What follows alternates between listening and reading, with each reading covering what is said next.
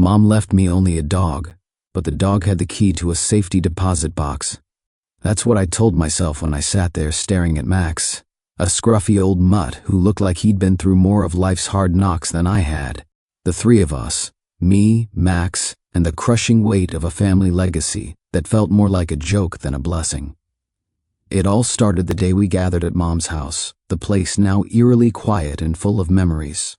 I hadn't seen my brothers Tom and Jack in months, maybe years. Tom, the eldest at 38, was already running a successful car dealership, his shiny black sedan parked proudly in the driveway.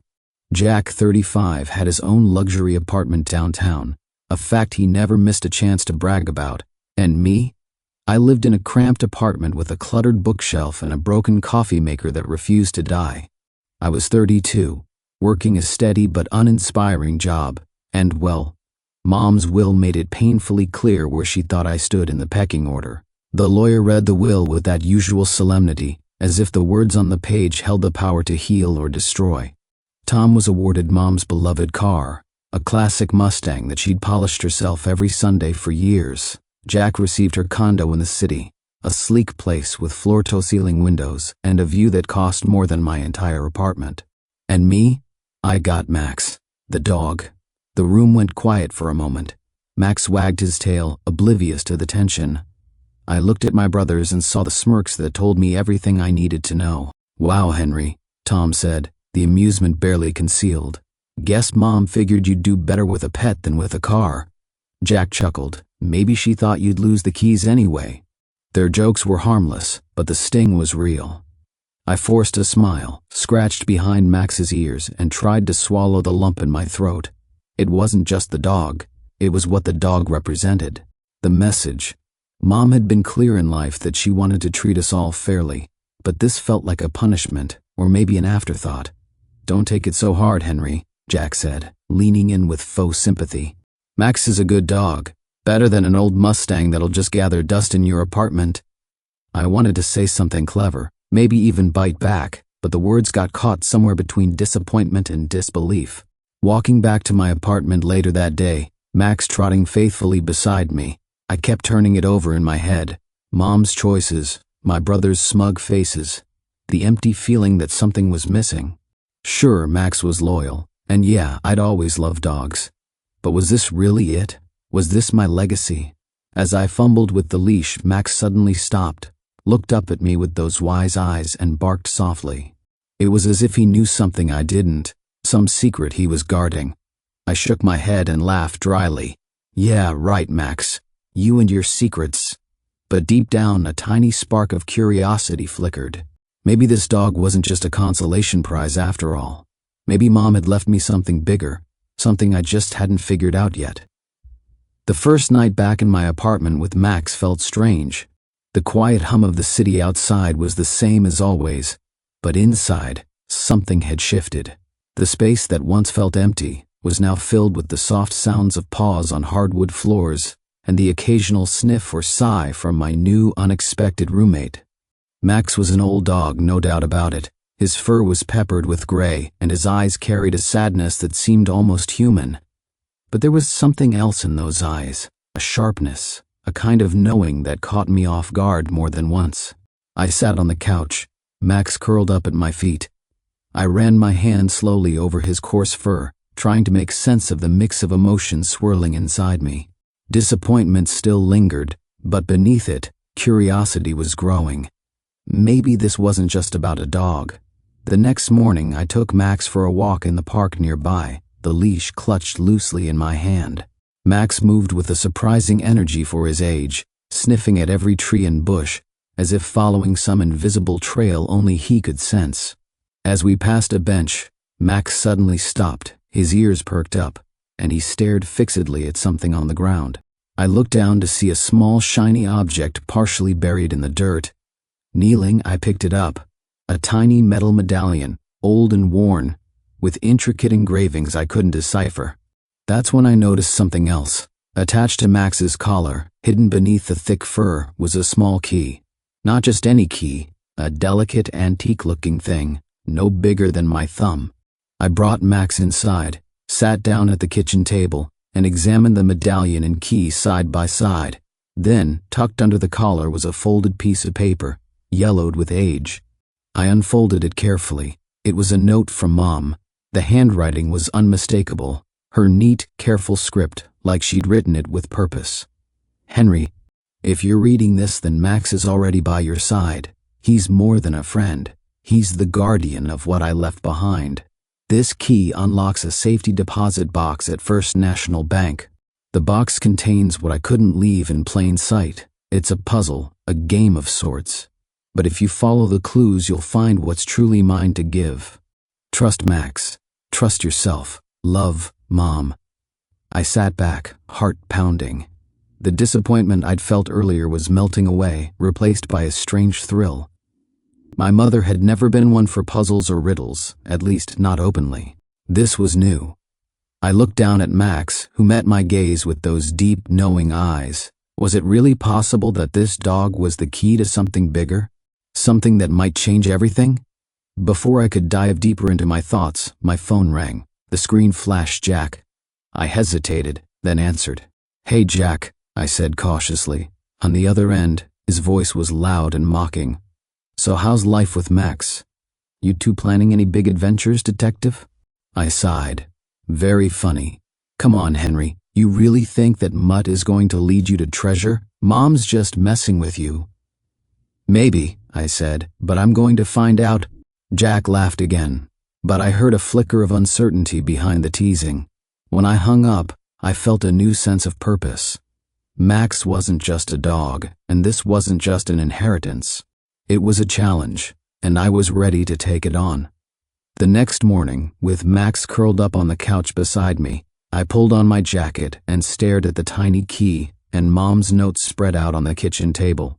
The weight of those simple items felt heavier than any inheritance I'd ever imagined.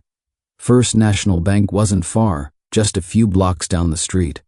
I grabbed Max's leash and headed out, determined to find whatever secrets Mom had hidden away. The bank's lobby was all cold marble floors and polished brass accents, a place where suits whispered and clocks ticked with solemn precision. I felt out of place, carrying a dog and a mysterious antique key like some treasure hunter from an old movie. I approached the counter, the key clutched in my hand, and explained to the young teller that I was there about a safety deposit box linked to my mother's account. She blinked at me, clearly skeptical. "I'm sorry, sir, but you'll need the proper authorization documents, government-issued ID, and proof of inheritance to access a safety deposit box," she said politely but firmly. I pulled out Mom's will, but the teller shook her head. "That won't be enough without a court order or additional legal paperwork. The bank is very strict about access, especially with boxes that require more than just a key." Max sat quietly by my side, tilting his head as if he understood the tension in the room. I left the counter with a polite nod but a knot tightening in my stomach. It wasn't going to be that simple. Outside, I called Jack, hoping for some backup or at least a reality check. "Jack," I started, "I'm at the bank and they're telling me I can't get into the box without more paperwork." I heard laughter on the other end. "What did you expect, Henry? Some magic door opening with just a key and a note from Mom? You're chasing shadows." "Maybe," I said quietly. "But I think Mom wanted me to chase something," Jack snorted. "Or maybe she just wanted to mess with you one last time. Don't waste your time." I hung up, feeling the sting of his words but also the fire of determination flickering inside me. This was no ordinary inheritance. It was a puzzle, carefully crafted by Mom. A challenge meant to be solved step by step. Back at my apartment, I spread everything out again. The key, the medallion, the note. I examined the engravings on the medallion closely, running my fingers over the worn patterns. Maybe it was more than decoration. Maybe it was a clue. Max rested his head on my knee, looking up with those patient, understanding eyes. It was as if he was saying, "We've got this." I knew I couldn't give up. Mom's secret wasn't going to reveal itself easily, but if it meant learning more about her, about what she truly left behind, then I'd find a way. I took a deep breath, grabbed my coat, and headed back outside, ready for whatever came next. After the frustrating visit to the bank, I decided to spend the afternoon at Mom's house. The place was quiet now, almost frozen in time, as if waiting for me to uncover its hidden stories. I hadn't been back since the funeral, but something about the note and the key pulled me back, like a thread unraveling a deeper mystery. The living room still smelled faintly of her favorite lavender perfume. Dust motes floated lazily in the slanting afternoon light. I made my way toward her bedroom, the room she'd occupied for years. It was neat, almost untouched. At the foot of her bed, I found an old wooden cabinet, its surface scratched and worn from decades of use. I pulled it open slowly and found a stack of envelopes tied with a faded ribbon. My heart beat faster as I carefully untied the bundle. Inside were letters and photographs, memories sealed in paper. I sat down on the floor and began to read.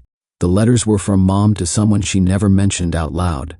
Maybe a friend, or maybe herself, a journal in letter form. The handwriting was her usual neat script, but the words revealed a side of her I'd never seen. She wrote about the struggles she'd faced raising 3 sons alone, about the weight of decisions she had to make, and about the family business, a small company she'd built from scratch. Most surprising were her worries about Tom and Jack. She feared their ambition and pride might blind them from what truly mattered, and she often questioned whether they'd ever appreciate the deeper value of what she'd worked so hard to protect. And then there were the letters to me, carefully hidden, never spoken of. She called me her quiet strength, the one she believed would carry the family's legacy with integrity. Tears pricked my eyes as I realized how wrong I'd been to think she had forgotten me. The photographs showed moments of laughter and love, but also hints of the business, meetings, contracts, even a dusty ledger that I hadn't seen before tucked behind the pictures. Among the papers, I found a small folded note in Mom's handwriting. "Henry, if you're reading this, it means you've taken the first step. The next clue lies within the ledger. Look carefully at the numbers, for they tell more than just accounts. Trust your instincts. Love, Mom." I sat back, clutching the note, feeling a strange mixture of sorrow and pride. Mom had believed in me all along. The house was no longer just a place of loss. It was a vault of secrets waiting to be unlocked. I promised myself I would honor her faith. For the first time in years, I felt ready to face not only the mystery she left behind, but the family I thought I knew, and maybe finally find my place within it. By now I knew I couldn't solve Mom's puzzle alone. The ledger, the key, and that cryptic note were just the beginning, and the deeper I dug, the more complicated it became. So I called Sarah. Sarah was my colleague at the marketing firm, sharp, practical, and one of the few people I trusted. Unlike my brothers, she didn't mock me or underestimate my ideas. If anyone could help me crack this, it was her. We met at a small cafe downtown, one of those quiet places with mismatched furniture and too strong coffee. Max waited patiently outside, leash tied to a lamppost, his sad eyes following me like he knew I was carrying a secret. I pulled out Mom's note and the worn ledger pages. Sarah leaned over the table, eyes narrowing as she studied the handwriting and numbers. "Looks like there's more to this than just numbers," she said. "These aren't just expenses or profits. Some of these figures repeat in a pattern, almost like a code." I felt a flicker of hope. We spent hours scribbling, trying different ciphers and sequences. Sarah pulled out her laptop, cross-referencing dates with family events I hadn't even thought about. She asked questions about my brothers, about Mom's business, about things I'd never really paid attention to. Meanwhile, my phone buzzed incessantly. It was Jack and Tom. Tom's voice was sharp when he finally got through. "Henry, you're wasting your time. Mom left us the real stuff, not some dog and puzzles." Jack was no better. "You don't know what you're doing. Just give up and let us handle it." But I was done feeling like the family joke. I hung up without a word. Max seemed to sense the tension. Later that evening, as I was pacing my apartment trying to decode another piece of the ledger, Max suddenly barked sharply and ran to a corner of the room. There, under a loose floorboard I hadn't noticed before, was a small dusty box.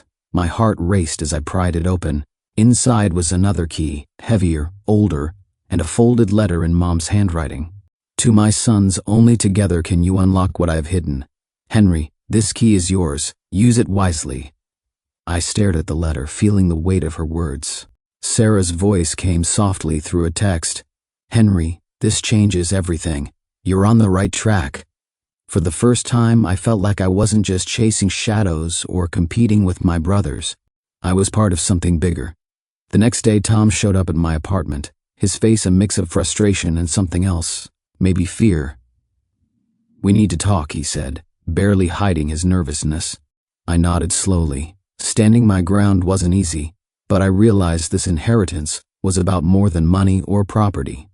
It was about respect, trust, and finally stepping out of the shadow I'd lived in for years. With Max by my side and Sarah's help, I was ready for whatever came next. The morning sunlight streamed through my apartment window, but I hardly noticed. Today was the day. The day I would finally find out what Mom had hidden behind all those cryptic clues. With Max by my side, tail wagging, I took the old, heavy key we found under the floorboard and headed straight to the bank. The building was intimidating as ever.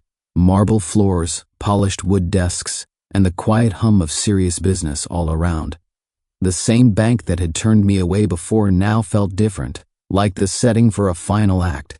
I approached the teller with a steady breath, my fingers clutching the mysterious key and the note from Mom.